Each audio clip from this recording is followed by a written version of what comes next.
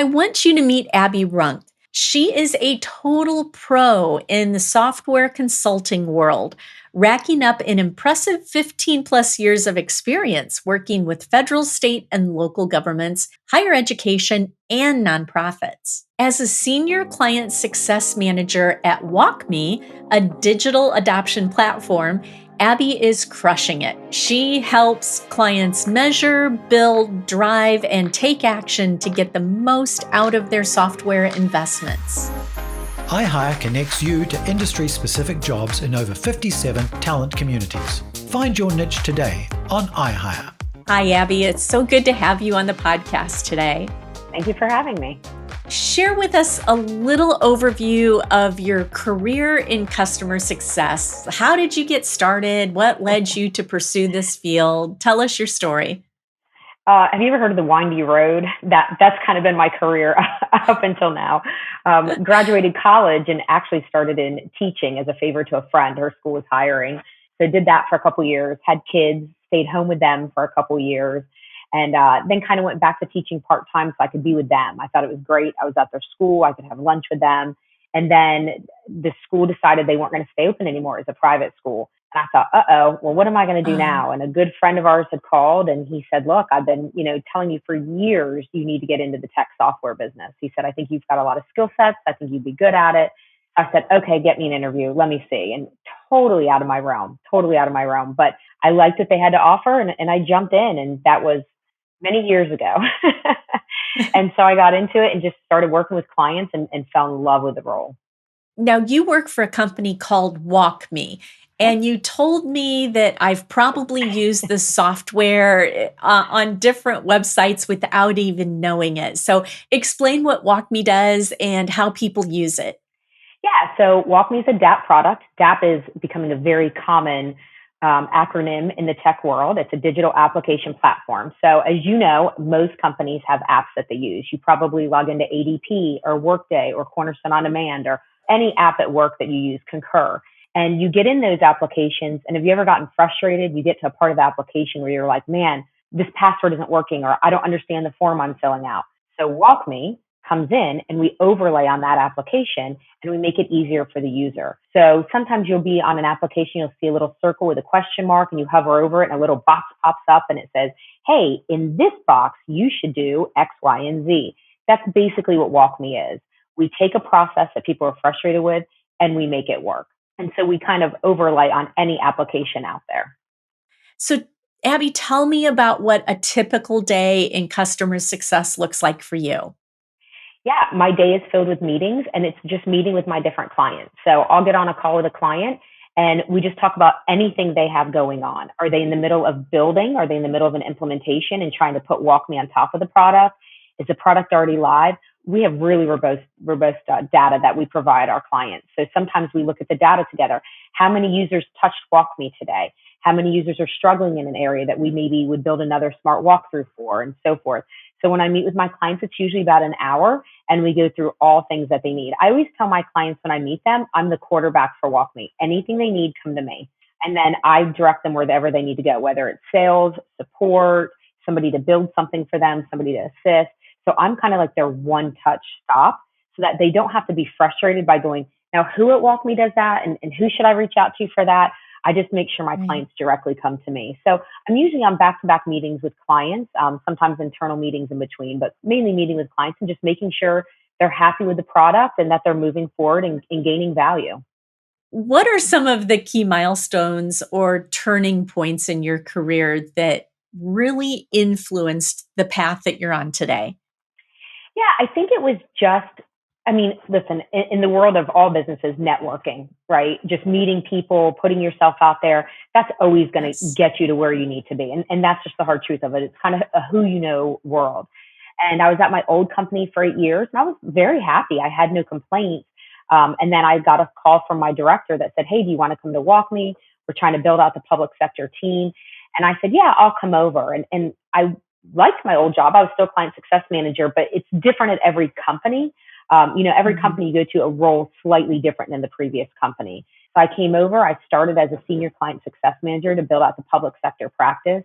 And it's just been really good for me at WalkMe. I love the people I work with, and I think that makes a big, big difference. And it just makes you want to go to work each day. So that pivotal moment for me was when I stopped and said, you know what, sometimes it's not, I mean, it is about the pay, who are we kidding? But, it's not always about the pay, but it's who's sitting next to you while you're earning that pay. And I think that's what makes me really like my job as well, is when you're sitting next to somebody that's working just as hard as you, it just is seamless. And I realized that probably when I entered my 30s, I was like, the people you work with can make or break a role for you. Oh, that's so true. Yeah.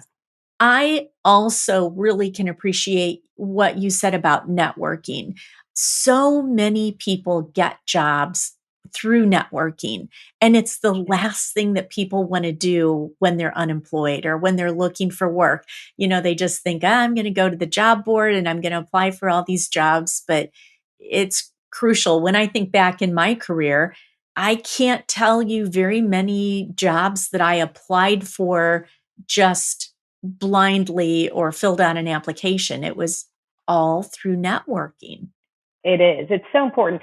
And I think people kind of frown upon it because it sounds like you're just getting to know somebody to get something out of them, but it's not like that at all. Right. It really isn't. You never know who can lead you in the right direction. Anytime I've ever helped a friend get a job, it's such a good feeling. It's very rewarding. I find that role, I'm like, you're the perfect fit. To me, it's worth it, and it can make the difference in the long run. My whole team at WalkMe, most of us came from our old company together because we knew each other's work habits. We knew each other's, mentality about how they feel about a project. And it got us all back together, and we're doing very, very well together. But it was our own reputations that we built together that want us to work together again. Have you faced any challenges or setbacks along the way in your career? Yeah, I mean, I think the biggest one in the tech industry, I'd say over probably like the past 8 or 9 years, has been the massive layoffs. Now, knock on wood, I have not been laid off, but whether you're laid off or your teammates laid off, changes come with it. And it's very hard to me because I get attached to the people I work with. So when they get laid off, Right. you become a little paranoid. I mean, let's be honest, am I next?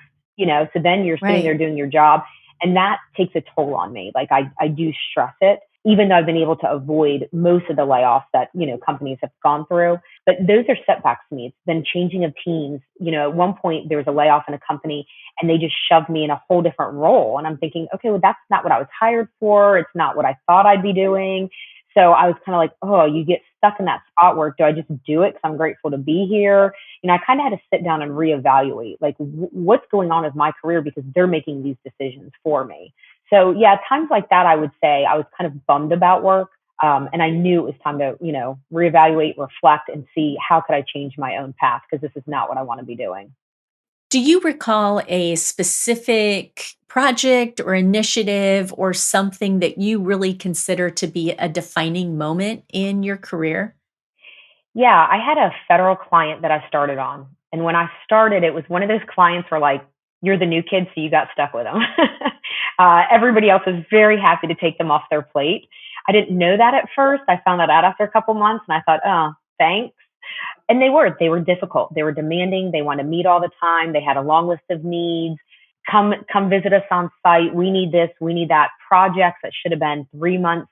One took 3 years. They were always dragging their Ah, feet, changing things. It was one of those. But in the end, I became so close with them, the client themselves. We just built this relationship through the years. And, at the end of the day, a couple of them retired. They sent me their retirement notices and, we still keep in aw. touch. So it ended up being such a difficult client. And I looked back and I thought, man, like I really turned them around. And they wrote a wonderful note to my manager, just like, hey, if you ever pull her off our project, like we're out, we're done with your product because they couldn't imagine not having me there. And when I saw that letter come through, I thought all those phone calls, all that stress, all those visits, it totally paid off because they recognized it. And it was such a good feeling. And I thought, well, maybe I'm actually kind of good at this client success thing. If I can take a client that nobody else wanted to work with and build this long-term relationship, I might be good at this. And that was kind of that moment where I said, I should pursue this more and grow and expand in it because I didn't know how I felt about it. So it was a good feeling hearing their feedback.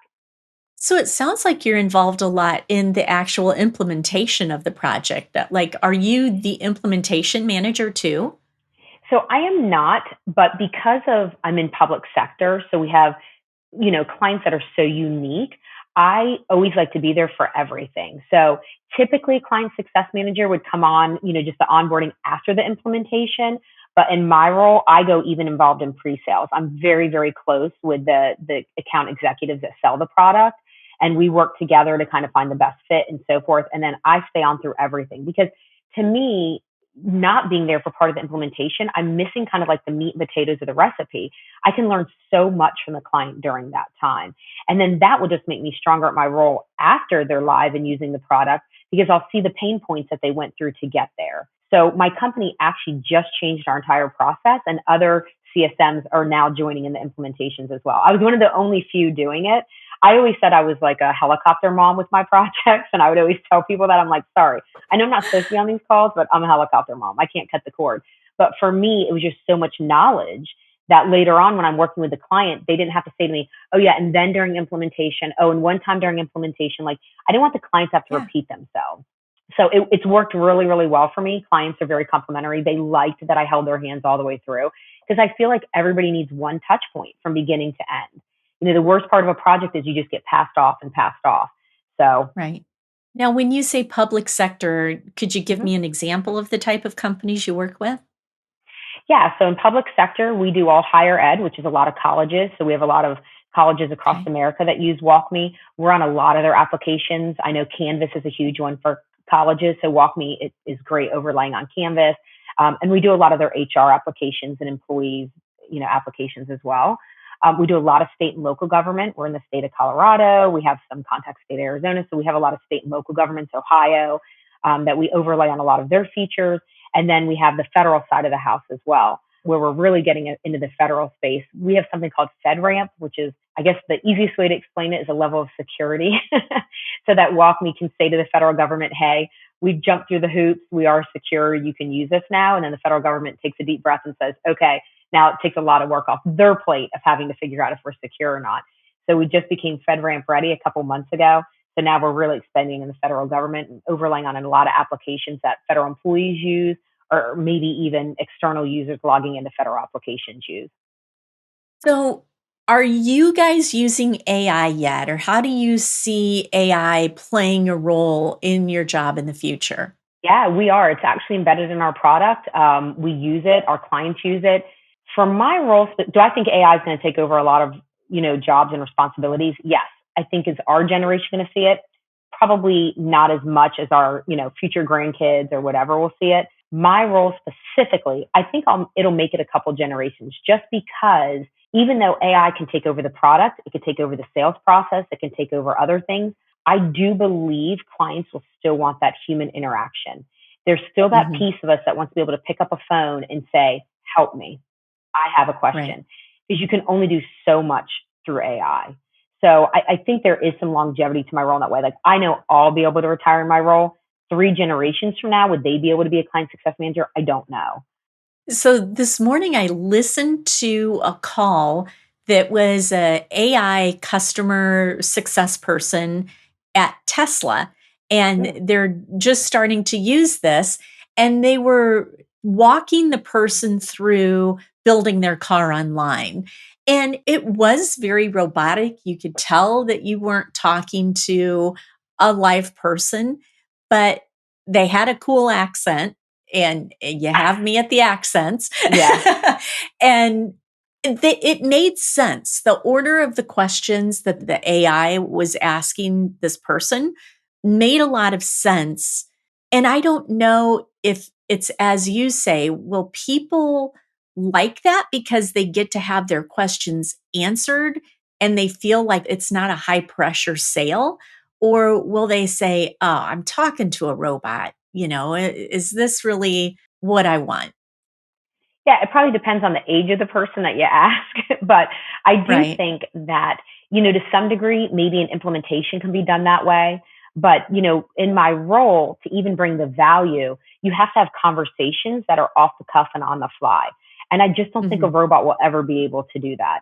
And there's that level of getting to know each other. We usually start off calls with Right. what's everybody doing this weekend, those things.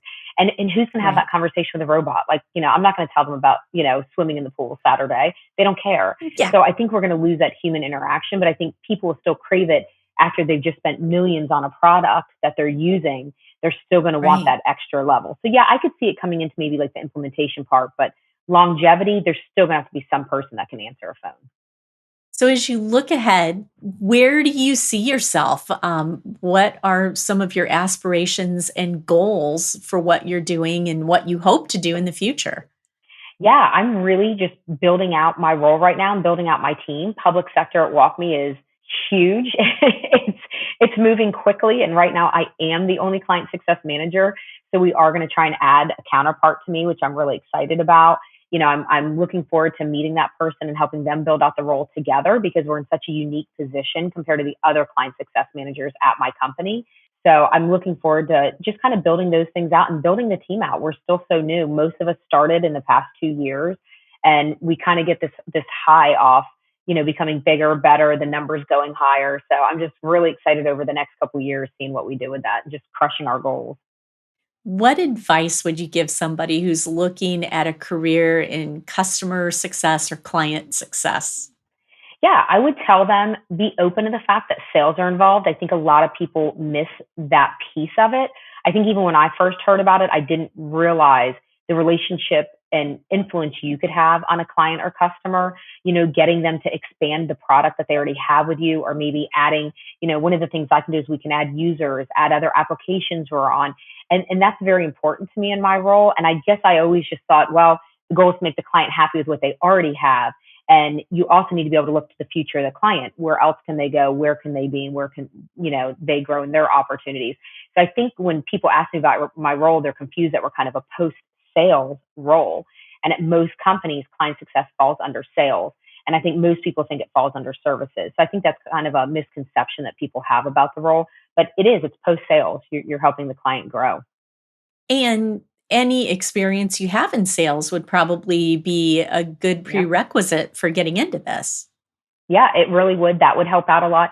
And just really having those customer service skills with anything. Even if you were an implementation consultant, you still learn how to interact with a client. Any interactions with clients would help you in this role.